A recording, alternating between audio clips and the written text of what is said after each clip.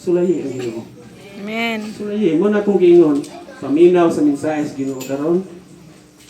Then ihana sa Ginoo, ginagamit siya tao para masangya o may balita. Pero ang pagtuman, anak, wala naging mahimo ang speaker. Igor ang siya musangyaw. Pareho na sa kaluwasan. Igor na siya musangyaw sa kaluwasan nga si Kristo ang kaluwasan. Kung dawaton, imo yun ang desisyon. Kung dawaton mo si Kristo. So, dalay ko ng Diyos, ito magdugay. Puna ko ang ating speaker, nakakita, nakadungog na mo ano niya. Itong ikaupat na ito nga anibersaryo, bago-bago lang sa itong simbahan. So, di na kumudugan o mahatag pag another nga murag introduction sa iya. Wala na. Ako na siya itong tawgon, mga igsoon. Ang ipadala sa itong igsoon nga magawali, wala lain kundi na itong igsoon nga si Brother Rudolfo Orong. Thank you. Thank you, Lord. So I really believe on kanang giingon nila atong agreement pagkahiuyon, no? Pagkahiuyon sa adunay pagkauyon or in agreement. So let's praise God. Kay ania na puta, no? Ania ta karong adlaw para atong bahin-bahinon, no? Bahin-bahinon nato ang iyang pulong, no? Iyang pulong nga ipadangat nato karon. Amen. Sige, let's bow down our heads atong tugyan sa Ginoo at ang kaninga panahon. Dalaygon ka o Dios sa tanan ini adlaw, Lord. Kamhanan ka. Daygon ka, Lord, tungod kay ikaw mao ang buhi nga Dios. Nagdayeg kami Ginoo kanimo tungod sa imong pagkaikaw, nga ikaw ang hari sa mga hari. Ikaw ang nagaputang sa tanan in order o in agreement, O Lord. Salamat Ginoo kay ikaw kanunay nagauban ka namo. Salamat Lord sa kaalam Ginoo nga imong gihatag. O Lord, gamita kining sulugoon nimo Lord kapag appropriate sa imong pulong o panudlanan lamang ako Ginoo o sama nga gingon ni pastor, ikaw na good Lord ang magalihok, ang balang espiritu may magalihok sa matag usa nga niya karon. Lord, ituhoan namo nga anaa sa maayong soil, Lord, dangat sa eksakto nga soil, maayong nga soil ang imong pulong. So Lord, balang espiritu, ikaw magapanglihok sa matag usa kanamo. Dalaygon ka sa tanan nining adlaw. Dalaygon ka Lord sa labing gamhanan na mga Dios. Salamat sa iyong protection, Lord. Cover me with your precious blood. Nga makita Lord ang imong kahayag, makita ang mag-glorify ang imong ngalan nga si Jesus. So tugyan na mo ni nga panibahon Lord sa ngalan ni Jesus. Ni Kristo Jesus nga mong Ginoo manunubo sangkot sa hangin. Amen. Amen. Hallelujah. Ready na ba ang tanan? Amen. Amen. Pakpakan na ito balik. So, let us more interactive this time, no? Ibalaygon ang buhay nga Diyos. Doon na ba yung mga Biblia? Amen, no? Mas maayog yun Asa na mga Biblia? Okay.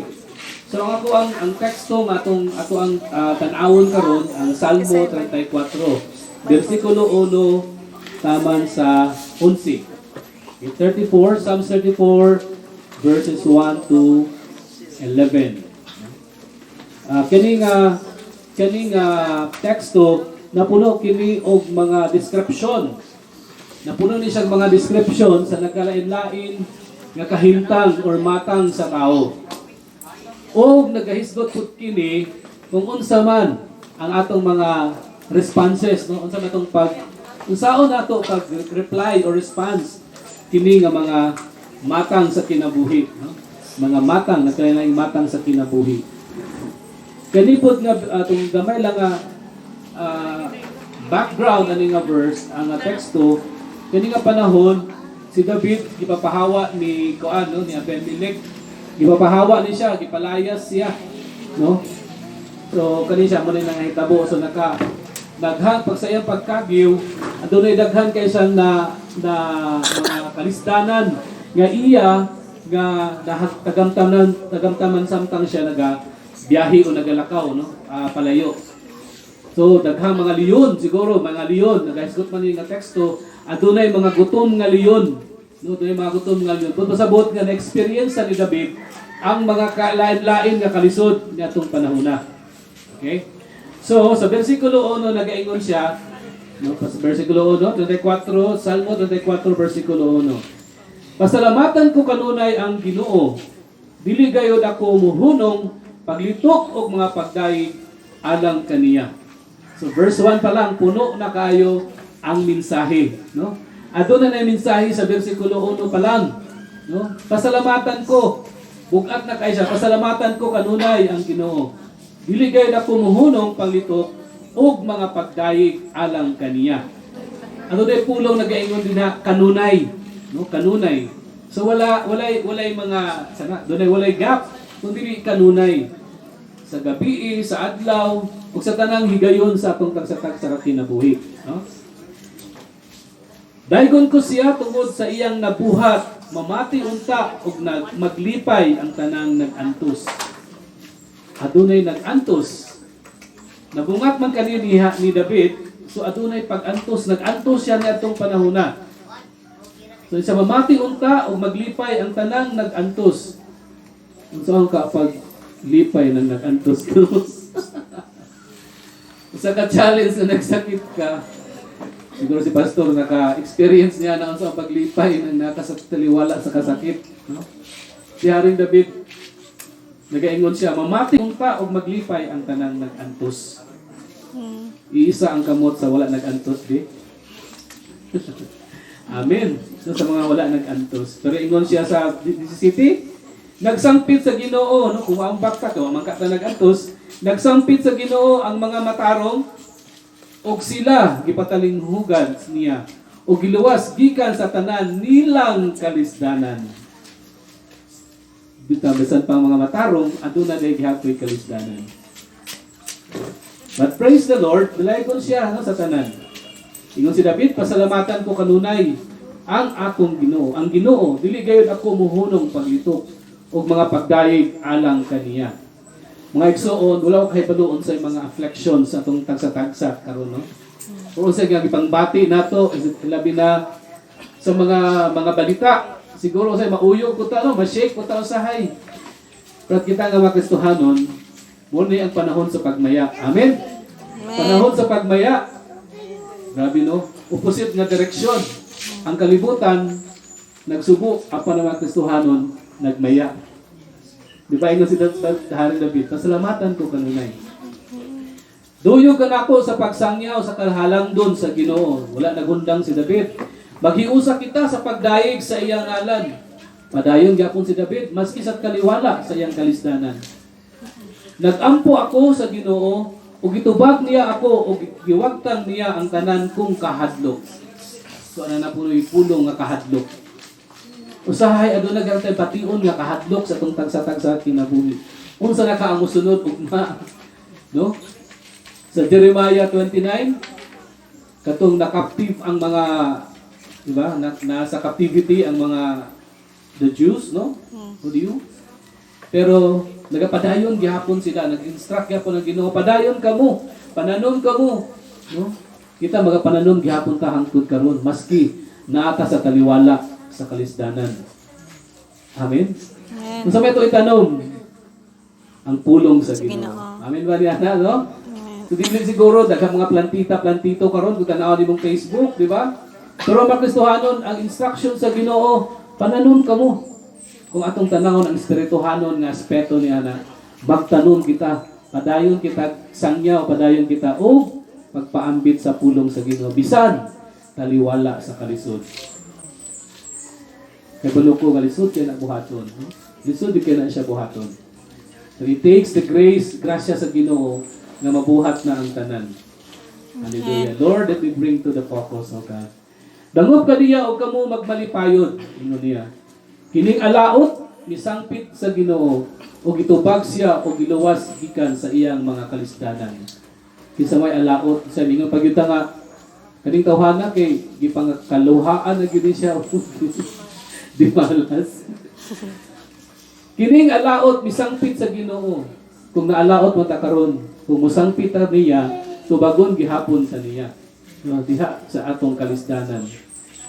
Ang anghel sa Ginoo manalipod sa mga may pagtahod sa kahadlok sa Ginoo. Ug luwason niya sila gikan sa katalagman. Daghang kay mga experiences, no, katalagman, nagantos, adunay kahadlok, ang uban nagmalipayon, ang uban adunay kalisdanan, ang uban adunay katalagman. No, sa mga kinabuhi nga na experience, no? Especially karon siguro sa asa ta makadungog, no? Andam na ba kita mga kaigsuonan?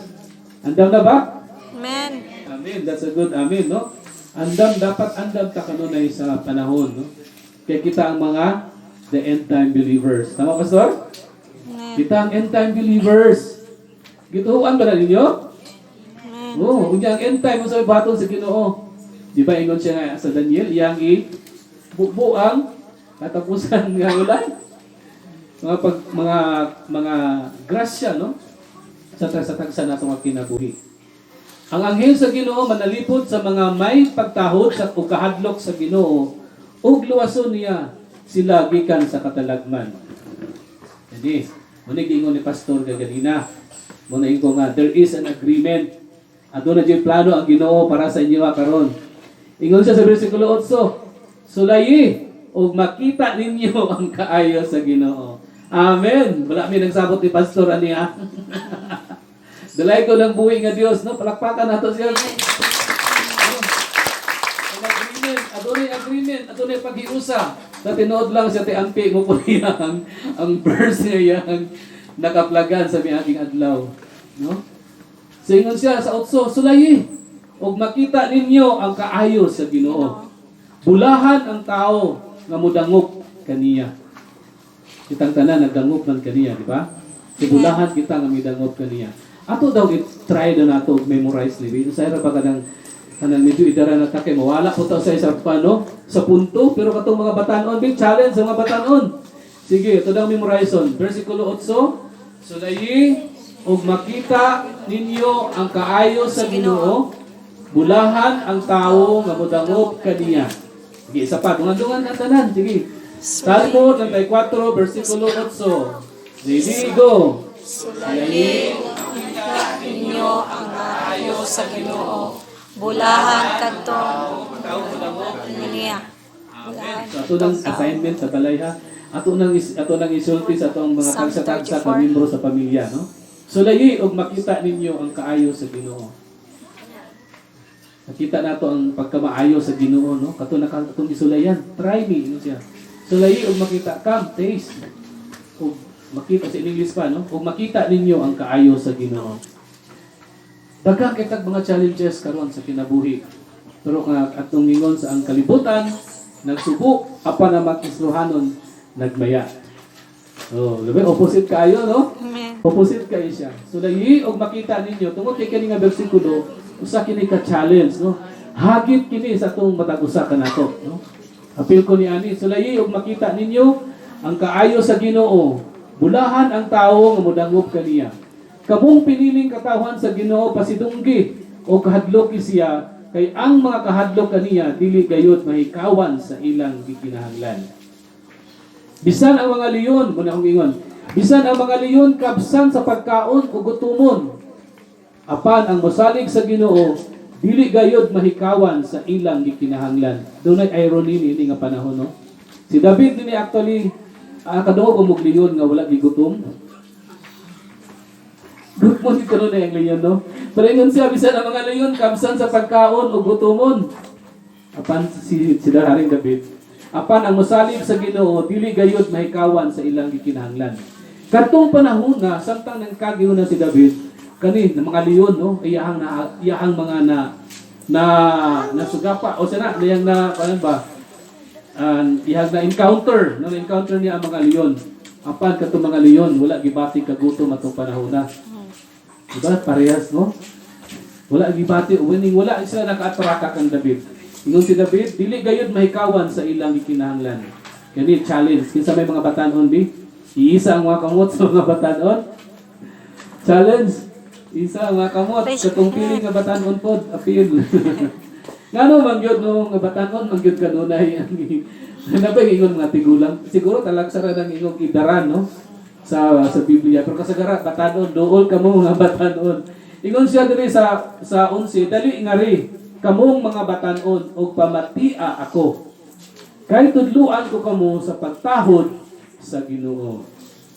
Challenge ni nato no sa atong tanan. Siguro kung batanon pa ta sa atong pagtuo o batanon pa ta sa atong pagtuo diha kaniya. Iya kini ka challenge. Duol kamo ngari no come to me. Kamong mga batan-on og pamatia ako kay tudluan ko kamo sa pagtahod sa Ginoo. Mga kaigsuunan, ang mga punto nga akong nakita nini nga verse ang chapter part sa chapter 34 mao kini nga adunay mga matang sa kinabuhi karon no. Mga nagkalain nga experiences sa kinabuhi. Adunay matang sa pag-antos no sa bersikulo 2. Adunay mga kahadlok no bati-on gyud tag kahadlok. No natural gyud na siya. Aduna po'y nagmalipayon no. Ug adunay naglisod ug aduna taliwala sa kalisdanan. Ug aduna po'y mga naalaot ug aduna po'y nag-experience sa katalagman. Kitang tanan naka-experience ni ani siguro no. But thank be to God, dalay doon siya tungod kay buhi ang ato ang Ginoo. So anaa siya kanunay. Pero ingon siya unsa man ang hagit, unsa man ato mga response. Unsa man ang ato ang mga pagresponde, no pagresponde niini nga mga klase umatang sa kinabuhi. Ingon siya sa bersikulo 1 si David, ingon siya pasalamatan ko kanunay. So magpasalamat, no adunay pagpasalamat sa tanan maski sa taliwala sa kalisdanan. Mga igsuon, pinalahi atong selebrasyon. No? Magpasalamat kita sa Ginoo, no? Kaya ania gihapon kita karon really praise God. Kay di ba we declare blessing, no? Atong anniversary nga kada nga part din na madungag-dungagan na parang dili na mainitan o dili maulanan ang mga maninbahay, no? Ang mga dayig na nasa komportable nga. Ano ito nakanumdam ba mo anak? Amen. Nakanumdam ba mo? Diba? We declare blessing nga madungagan ng apart. Basta dito sunod na siguro po pastor no? Uban sa pagtugot sa Ginoo. So pagdayig no? Pagdayig gamiton gud sa Ginoo kanunay. Pagdayig adunay pagdayig kaniya no? O pagampo. Tingnan siya sa 1 Peter chapter 5 verse 7 tama ti Ape? Cast all your cares. Kita nga makisuhanon, dili na to kaya to carry our burden. We are di ba kita mga shepherd man ta? Kaya ba sa usa ka shepherd mo carry a burden? Dili kisa may kaya mo carry sa burden. Jesus. Shepherd, sheep. Kisa may kaya ra mo carry sa burden. Shepherd. So cast all your cares. Yung na challenge, cast all your cares. 1 Peter 5:7. Cast all your cares. Tanan ninyo, no?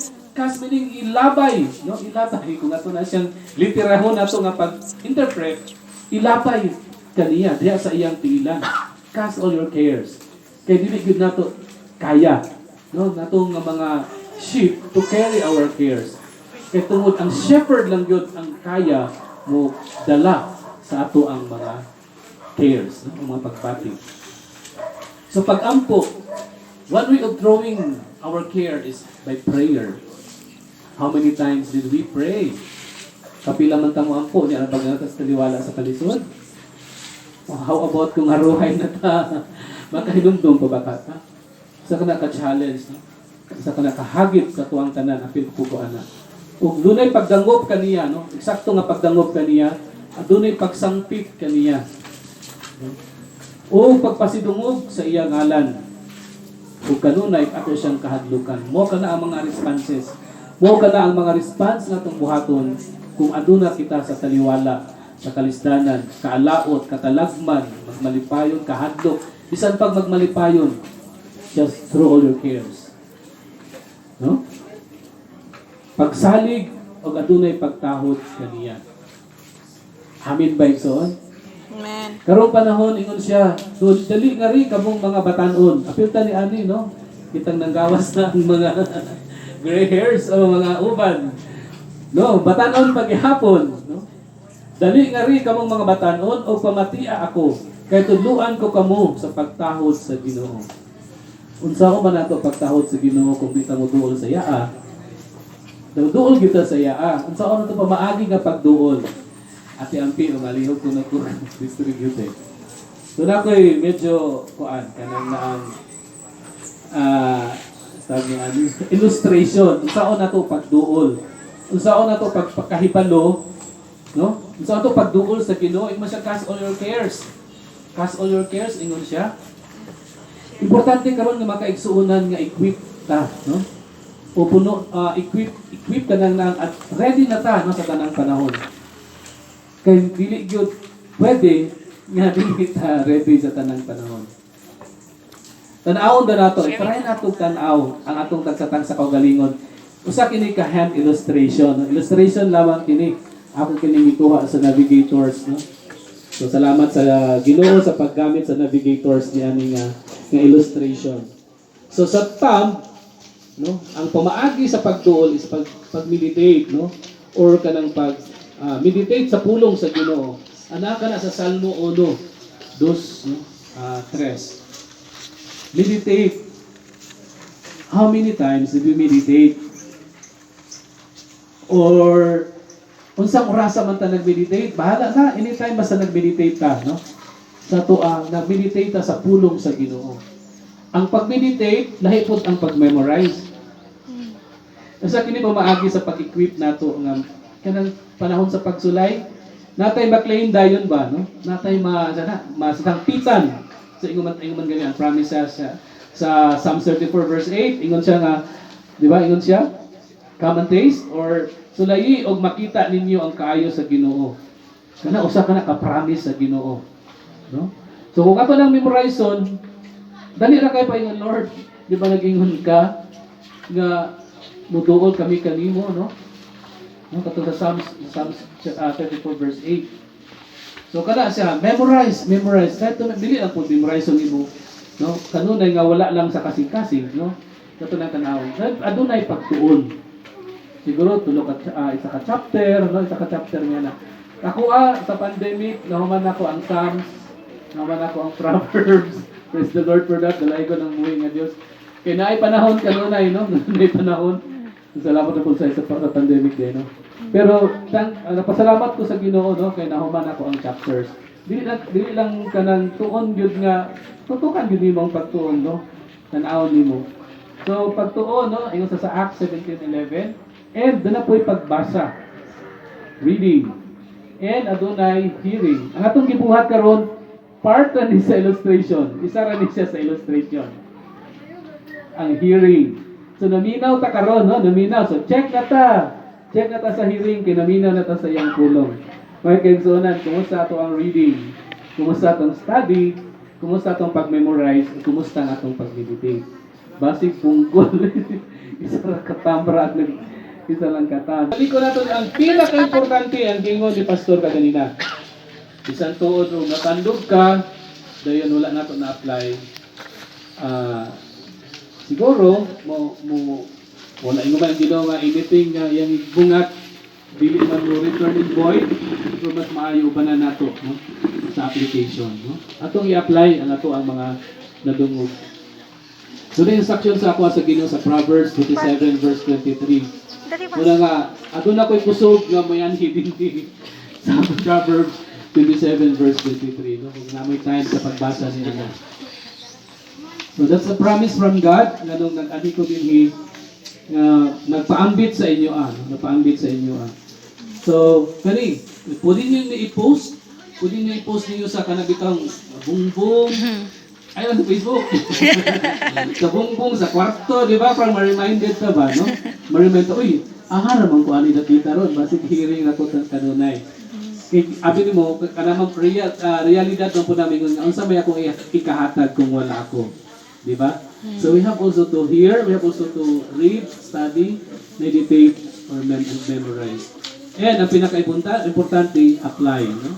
Nasa James 1:21-25. Ano man, kaya ang pag-apply, muna na ang wisdom, muna na ang kaalam. Check lang naman. Ingon siya, Obedience is better than sacrifice. Diba? Obedience It's better than sacrifice. Bisang pag na-memorize mo ang tibok Biblia, Obedience pero man ang wala topic. na siya nakita sa atong kinabuhi, wala ito na-apply, wala nang gapoy obedience. So, dapat obedience. Again, gamito na to ni para pag-equip na to, no? Para pag-equip. Pinili mo i-check kadunay, kada adlaw, naman ko dapit karon. Manate practice pala. Nana ko sa reading, wala sa study. Okay?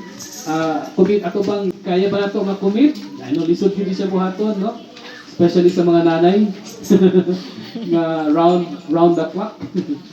No? Pero let's give time for this. No? Dagaan itong panahon para equip sa tanang adlaw. Amin ba? Amen. Para sunod, ang magwali dali pastor, si kita naman pastor. Di ba? Ha? Surprise na to. No, ma-surprise na gyapon para ready gud ta. Anytime kami ingon ta sa Ginoo nga dito ka padung sa kuan sa north. Ngano ba ang Ginoo nga ang iharabang promotion is not from the north or from the east nor from the west. It's come from the Lord. So meaning anytime pwede ta gamiton sa Ginoo. And we must be ready for that. No? Lord, mag-memorize ako. Ayaw sa akin, mag-memorize ako, Lord. Mag-study sa ako sa imong pulong. So wala na. Naulahin na ta sa opportunity. So let's have a commitment. Ato ning ibutang sa itong kwarto, no? Or somewhere sa itong balay. Nga ato siyang ma-remind ta, no? Nga I need to memorize, I need to hear, I need to read and study. And of course, the most important one, nga atong ma-apply sa itong tagsa-tagsa sa kinabuhi. Amen? Mga igsuon, ang pulong sa Ginoo lami kayo, no? Di ba? Ato naman ang tagamtaman, no? So mas lami pag yun kung atong mabalansi. No? Kung mabalansi na ito, mas lami pag yun siya.